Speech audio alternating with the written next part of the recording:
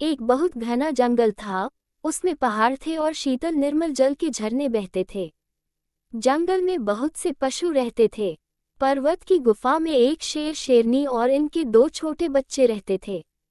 शेर और शेरनी अपने बच्चों को बहुत प्यार करते थे। जब शेर के बच्चे अपने माँ बाप के साथ जंगल में निकलते तो उन्हें बहुत अच्छा लगता था। लेकिन शेर शेरनी अपने बच्चों को बहुत कम अपने साथ ले जाते थे। वे बच्चों को गुफा में छोड़कर वन में अपने भोजन की खोज में चले जाया करते थे। शेर और शेरनी अपने बच्चों को बार बार समझाते थे कि वे अकेले गुफा से बाहर भूलकर भी न निकलें। लेकिन बड़े बच्चे को ये बात अच्छी नहीं लगती थी। एक दिन शेर शेरनी जंगल में गए थे। बड़े बच्चे ने छोटे से कहा, चलो झरने से पानी पियाएं और वन में थोड़ा घूमें। हिरणों को डरा देना मुझे बहुत अच्छा लगता है। छोटे बच्चे ने कहा, पिताजी ने कहा है कि अकेले गुफा से मत निकलना। झरने के पास जाने को बहुत मना किया है। तुम ठहरो, पिताजी या माताजी को आने दो, हम उनके साथ जाकर पानी पी लेंगे। बड़े बच्चे ने कहा, मुझे प्यास लगी है। सब पशु तो हम लोगों से डरते ही हैं, फिर डरने की क्या बात है। छोटा बच्चा अकेला जाने को तैयार नहीं हुआ।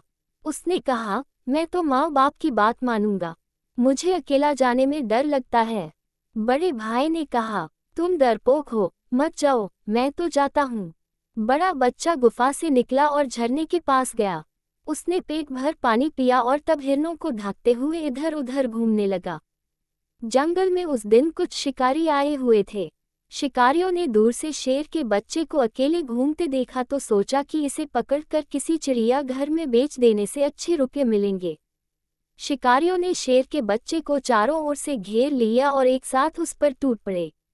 उन लोगों ने कंबल डालकर उस बच्चे को पकड़ लिया। बेचारा शेर का बच्चा क्या करता, वह अभी कुत्ते जितना बड़ा भी नहीं हुआ था।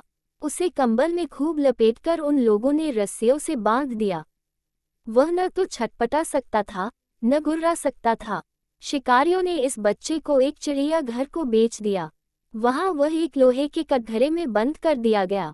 वह बहुत दुखी था। उसे अपने माँ बाप की बहुत याद आती थी। बार बार वह गुर्राता और लोहे की छड़ों को नोचता था, लेकिन उसके नोचने से छड़ तो टूट नहीं सकती थी। जब भी वह शेर का बच्चा किसी छोटे बालक को देखता तो बहुत गुर्राता और उछलता था। यदि कोई उसकी भाषा समझा सकता तो वह उससे अवश्य कहता, तुम अपने माँ बाप तथा बड़ों की बात अवश्य मानना। बड़ों की बात न मानने से पीछे पश्चाताप करना पड़ता है। मैं बड़ों की बात न मानने से ही यहाँ बंदी हुआ हूँ। सच है जे सठ निज अभिमान बस, सुनी न गुरुजन बैन। जे जग मह नित लहहि दुख, कबहु न पावहि चैन।